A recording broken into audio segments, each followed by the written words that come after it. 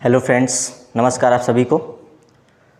हमारा चल रहा था क्या, द्विघात समीकरण। द्विघात समीकरण में चल रहा था द्विघात समीकरण के अनुप्रयोग कि उसके आगे हम लोग देखेंगे, अगला क्वेश्चन देखेंगे। उसके आगे अगला क्वेश्चन है हमारा, एक आम की बाग जिसकी लंबाई चौड़ाई से दोगुनी है और उसका क्षेत्रफल जो है 800 मीटर स्क्वायर है, तो लंबाई और चौड़ाई ज्ञात करो। यही कह रहा है क्वेश्चन। क्वेश्चन कह रहा है एक आम की बाग है, ठीक है, बाग होता है जिसकी जो है लंबाई और जो लंबाई है वो चौड़ाई से क्या है, दोगुनी है, और उसका क्षेत्रफल जो है 800 मीटर स्क्वायर है। तो लंबाई और चौड़ाई ज्ञात करना है हमें। तो कैसे करेंगे, देखिए उसका क्षेत्रफल दिया कितना है हमारा,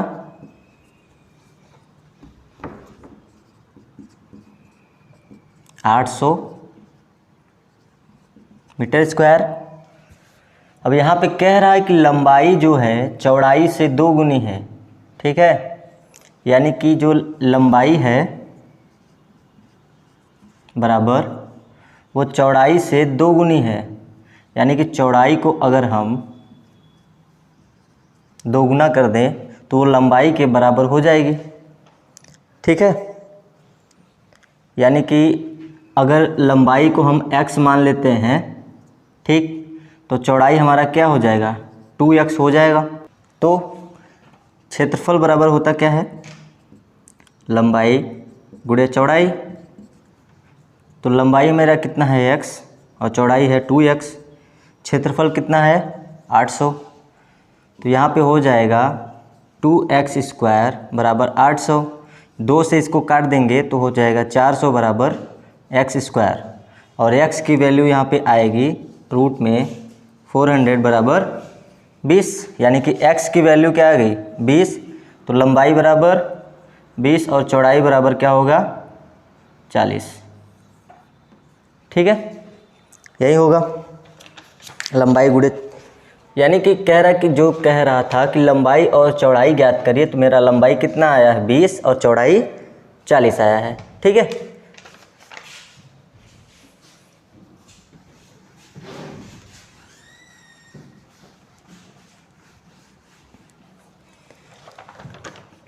अब अगला क्वेश्चन देखेंगे हम लोग, दो क्रमागत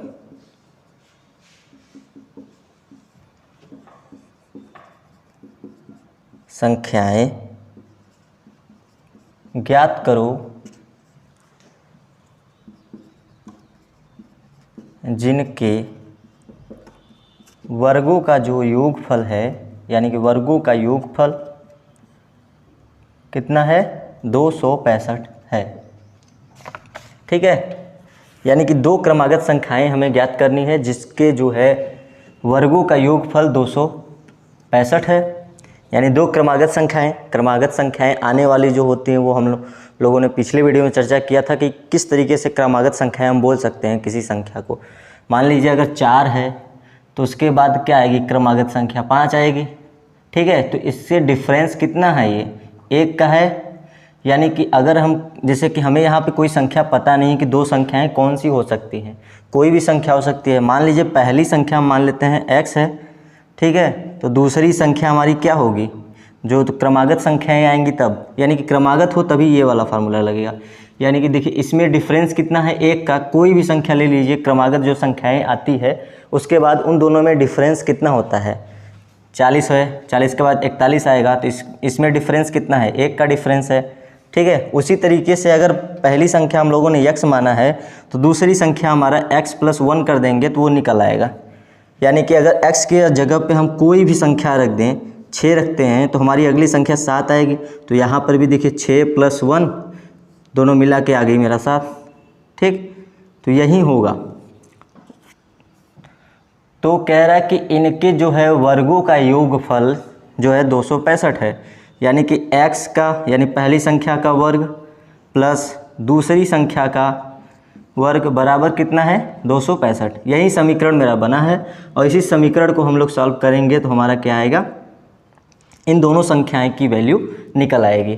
ठीक है, देखिए x² हो गया ये, और ये a+b का होल स्क्वायर का फार्मूला पे बेस्ड है। ठीक है, इसको देखेंगे हम लोग तो x² + 1² + 2x। अब यहाँ पे देखिए x² है और x² है, दोनों मिला के क्या हो जाएंगे 2x² हो जाएगा प्लस 2x हो जाएगा, और ये +1 बराबर 265। ठीक है, अब इसको क्या करेंगे, एक को उस तरफ ले जाएंगे तो ये -1 में हो जाएगा, और ये बराबर में कितना आएगा 264। पक्षांतर कर देते हैं, 2x² + 2x - 264 बराबर 0। तब इसमें देखिए 264 ये है और ये 2 है, यानी कि 264 × 2, इसका जो है हम लोग एलसीएम निकालेंगे और पेयर बनाएंगे कि हमारा जोड़ने या घटाने पे 2 आए। ठीक है, तो 200 ये तो 2 लिख देते हैं पहले ही, 264 फिर 2 दूना, फिर 2 से फिर काटेंगे, 2 × 6 = 12, फिर 2 3 11, यानी कि गुणनखंड मेरा आया 2 × 2 × 2 × 2 3 × 11, यही आया है। तो इसमें देखिए पेयर बनाते हैं, 8 8 3 का 24 और 11 दूना 22, 24 और 22 का पेयर बनाते हैं। ठीक है, तो 2x² + 24x - 22x - 264 बराबर 0। तो इसमें से 2x कॉमन ले लेते हैं। ठीक है, तो बचेगा क्या, x + 12, इसमें से 22 कॉमन लेंगे तो x + 12 बराबर 0। ठीक, तो यहाँ पे मेरा प्राप्त क्या हुआ, x + 12 हो गया और ये हो गया 2x - 22 बराबर 0। तो x + अगर 12 बराबर 0 लेते हैं तो इसकी वैल्यू क्या आएगी, नेगेटिव में आएगी। और इसको लेते हैं 2x - 22 बराबर 0 लेते हैं तो x बराबर क्या आएगी 22/2 यानी कि 11। तो एक की वैल्यू ये आ गई 11 और दूसरी वैल्यू 1 जोड़ देंगे इसमें, यानी कि x के स्थान पे 11 हो गया।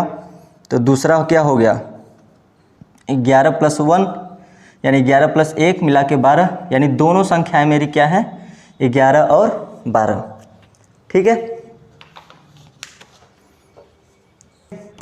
तो क्वेश्चन क्या कह रहा है मेरा कि एक क्लास टेस्ट में अंकित के गणित और अंग्रेजी में प्राप्त किए गए अंकों का योग जो है 30 है, और यदि उसके गणित में जो है 2 अंक अधिक और अंग्रेजी में 3 अंक कम मिले हों तो उनके अंकों का जो है गुणनफल क्या होता है 210 होता है। तो जो दोनों विषय हैं उसके प्राप्तांक अंक हमें ज्ञात करना है कि कितना उसके अंक आएंगे। ठीक है, तो देखिए पहला देखते हैं हम लोग क्या करते हैं कि गणित और अंग्रेजी में प्राप्त किए गए अंकों का योग मेरा कितना है 30 है। ठीक, 30 है।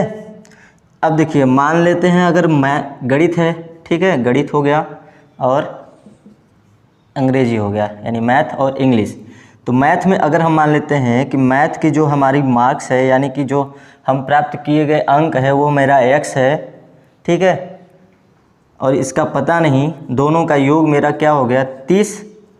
ठीक है, इसका माने अगर इसका निकालना होगा तो ये बराबर क्या हो जाएगा 30 - x हो जाएगा, यानी कि इसकी वैल्यू क्या आ गई, इसका मार्क्स 30 - x हो गया और इसकी क्या हो गई x हो गया, यानी कि दोनों जो मैथ और इंग्लिश हैं इन दोनों का वैल्यू हमें पता हो गया कि कितना कितना इसका अंक था। ठीक है, यहाँ से 2 अंक निकल गए x और 30 - यक्स, 30 माइनस यक्स है इंग्लिश के और मैथ का है यक्स। ठीक,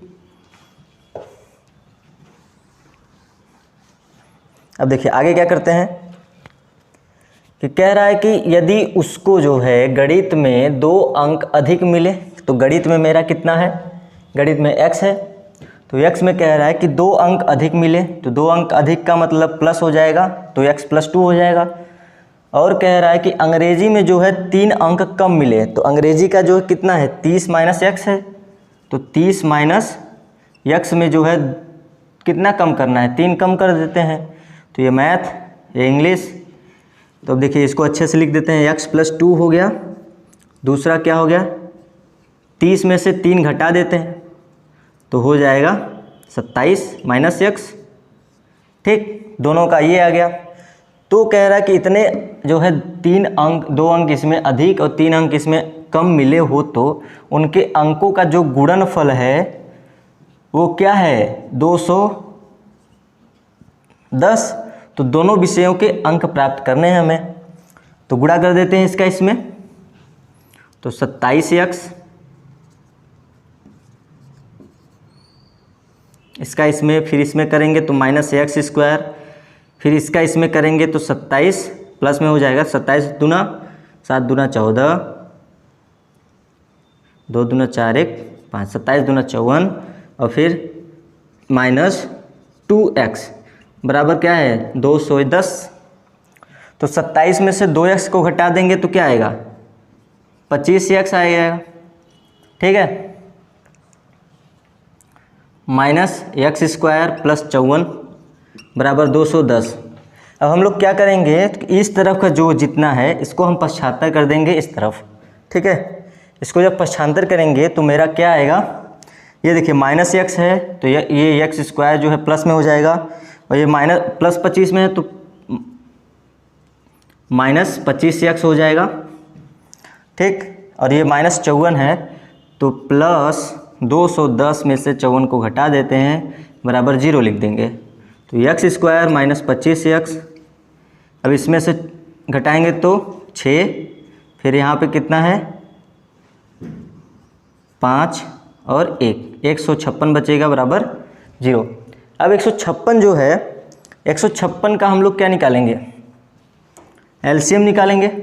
ठीक है, 156 का निकालते हैं, गुणनखंड निकालेंगे तो 2 × 14 और फिर यहाँ पे 1 और 6 यानी कि 2 × 8 = 16।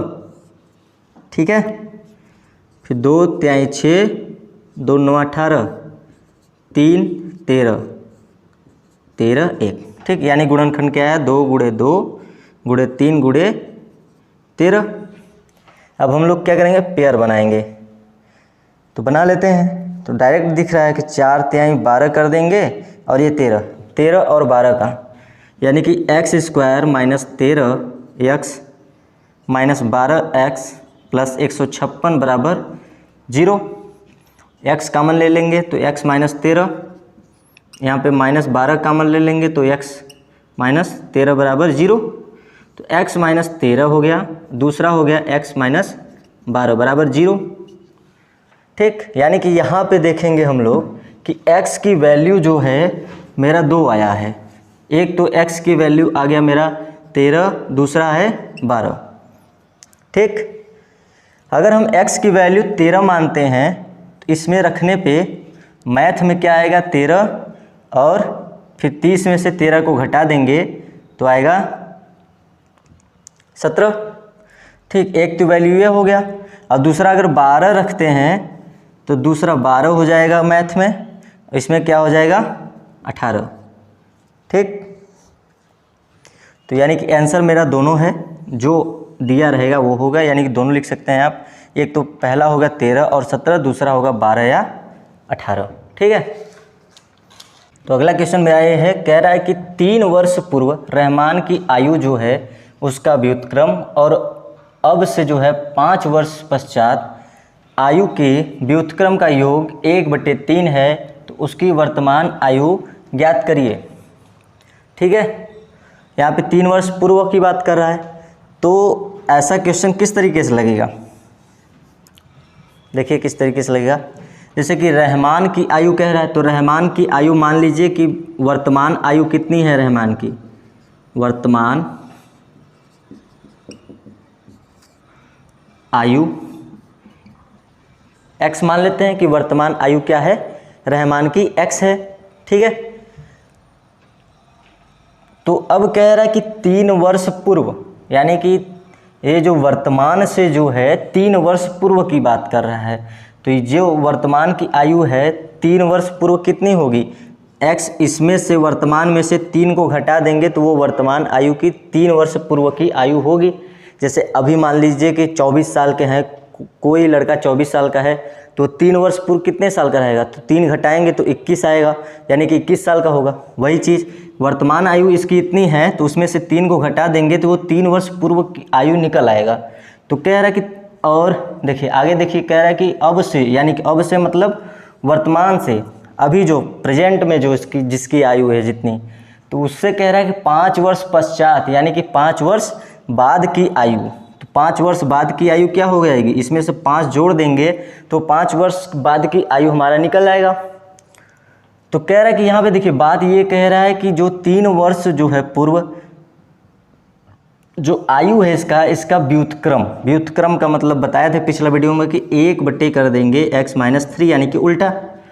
और कह रहा है कि अब से 5 वर्ष पश्चात का व्युत्क्रम, इसका भी व्युत्क्रम, तो 1/x+5, ठीक है, का योग, इसमें योग कर देंगे, बराबर कितना है, बराबर 1/3 है।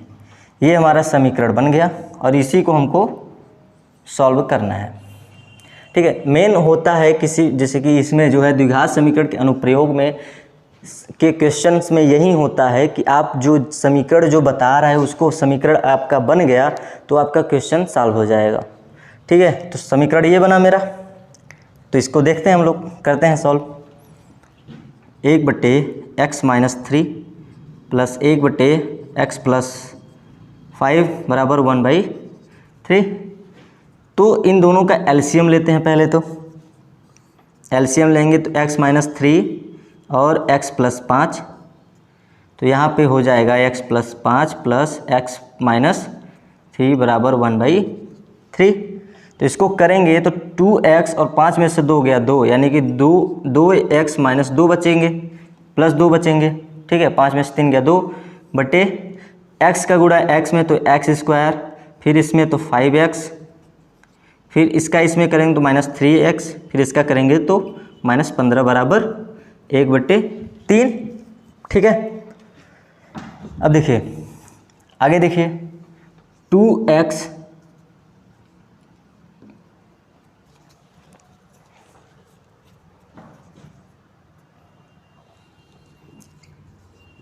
प्लस 2/x² प्लस इसमें से जाएगा 2x -15 बराबर 1/3, ठीक है।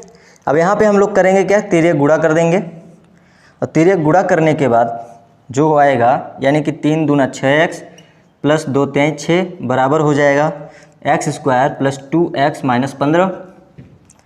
अब इसको पक्षांतर कर देते हैं तो हो जाएगा मेरा समीकरण x² प्लस 2x -6x और फिर -15 -6, यानी कि x² -4x फिर -21 बराबर 0। यही आया है समीकरण,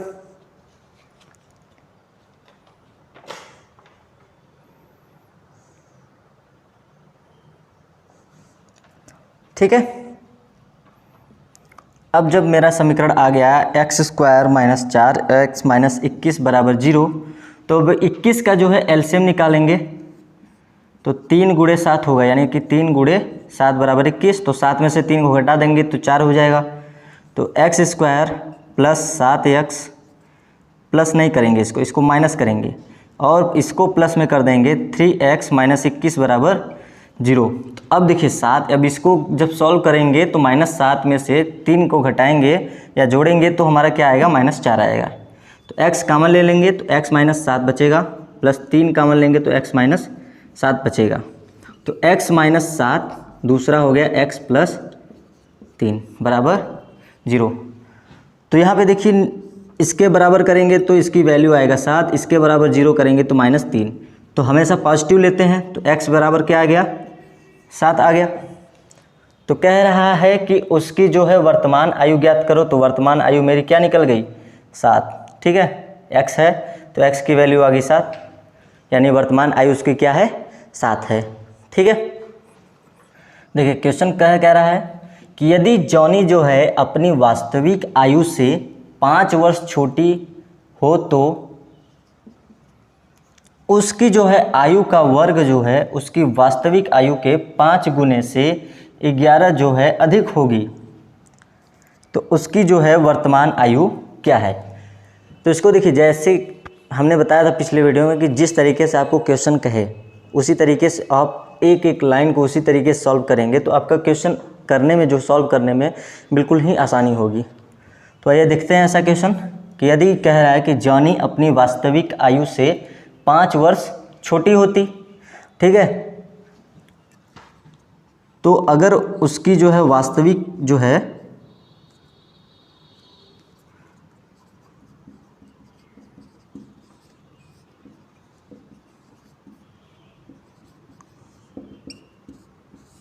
वास्तविक आयु मान लेते हैं कि x है, ठीक है। अगर उसकी वास्तविक आयु हमें पता है नहीं तो उसका हम मान लेते हैं कि मेरा जो उसकी जो जॉनी का वास्तविक आयु है वो मान लेते हैं कि x है, ठीक है। तो वास्तविक आयु क्या हो गई, x है। तो कह रहा है कि वास्तविक आयु से 5 वर्ष छोटी हो। अगर 5 वर्ष छोटी होने का मतलब कि 5 वर्ष उसका कम हो, ठीक है।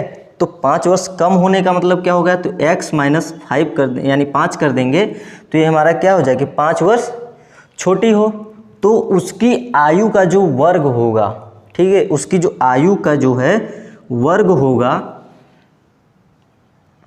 वो जो है वास्तविक आयु, यानी कि वास्तविक आयु जो है क्या है, वास्तविक आयु माने हैं क्या, x।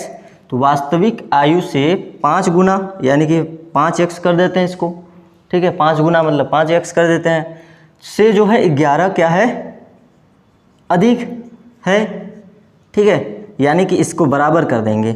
क्यों कर देंगे बराबर, देखिए कह रहा है कि जानी अपनी वास्तविक आयु से 5 वर्ष छोटी होती तो उसके आयु का वर्ग जो है, यानी कि आयु का वर्ग वो किसके बराबर होगा, वास्तविक आयु के 5 गुने से 11 अधिक होगा, तो वो उसकी आयु के वर्ग के बराबर होगा। तो वही है, ये समीकरण मेरा बन गया। तो अब यहाँ से निकालेंगे क्या, उसकी वर्तमान आयु या वास्तविक आयु, ठीक है। तो इसका कर देंगे, एक्स स्क्वायर है तो ये एक्स स्क्वायर प्लस 25 हो जाएगा माइनस 5 दूनी 10 एक्स हो जाएगा, बराबर क्या हो जाएगा 5x प्लस 11। इसको क्या करते हैं कि पक्षांतर कर लेते हैं इस तरफ, तो x square minus 10x minus 5x और प्लस 25 माइनस 11 बराबर 0। तो एक्स स्क्वायर हो जाएगा माइनस 15x हो जाएगा और ये प्लस में 4, 2 में से 1 गए, 1 बराबर 0, ठीक है। तो ये आ गया मेरा क्या, x square minus 15x plus 14 बराबर 0, ठीक है। अब ये यहाँ पे देखिए इसकी वैल्यू क्या है, c की 14। अब इसका हम अगर गुणनखंड निकालेंगे भी तो ये तो इससे कम होगा, तो यानी कि हम ये कर सकते हैं कि 14 गुणे 1 कर दें तो 14 एकम 14 होगा और 14 में यहाँ पे प्लस कर दें कि तो ये 14 और 1 मिलके 15 हो जाएगा, ठीक। यानी कि इसको हम करेंगे कैसे, x square minus 14x minus 1x plus 14 बराबर 0। तो x कॉमन ले लेंगे तो x माइनस 14 हो जाएगा यहाँ पे, और यहाँ पे माइनस 1 लेंगे तो x माइनस 14 यहाँ पे भी हो जाएगा बराबर 0। तो x माइनस 14 और x माइनस 1 बराबर 0, ठीक है। तो वास्तविक आयु पूछा है तो x की वैल्यू मेरी क्या क्या आई है, 14 और 1 आ गई, ठीक। अब 1 तो लेंगे नहीं कि 1 आयु तो होगा नहीं, क्योंकि अगर 1 आयु रखेंगे हम यहाँ पे x की, तो अगर x की 1 आयु रखेंगे तो ये माइनस, अब किसी की भी आयु जो है निगेटिव में होती नहीं कि माइनस उसका -5 वर्ष आयु है, ठीक है, ऐसा होता नहीं। तो यहाँ पे 1 की वैल्यू नहीं लेंगे, यहाँ पे लेंगे 14, यानी कि उसकी जो वास्तविक आयु है या वर्तमान आयु है वो क्या आ गया मेरा 14 वर्ष। ठीक है, तो ये रहा द्विघात समीकरण के अनुप्रयोग के जितने भी क्वेश्चन हमने कराए हैं, उसको अच्छे से आप लोग देख लीजिएगा और समझ लीजिएगा। और अगर समझ में नहीं आता है तो कमेंट बॉक्स में कमेंट करिएगा, उसका सॉल्व ज़रूर दिया जाएगा। ठीक है, तो मिलते हैं अगले वीडियो में, तब तक के लिए धन्यवाद।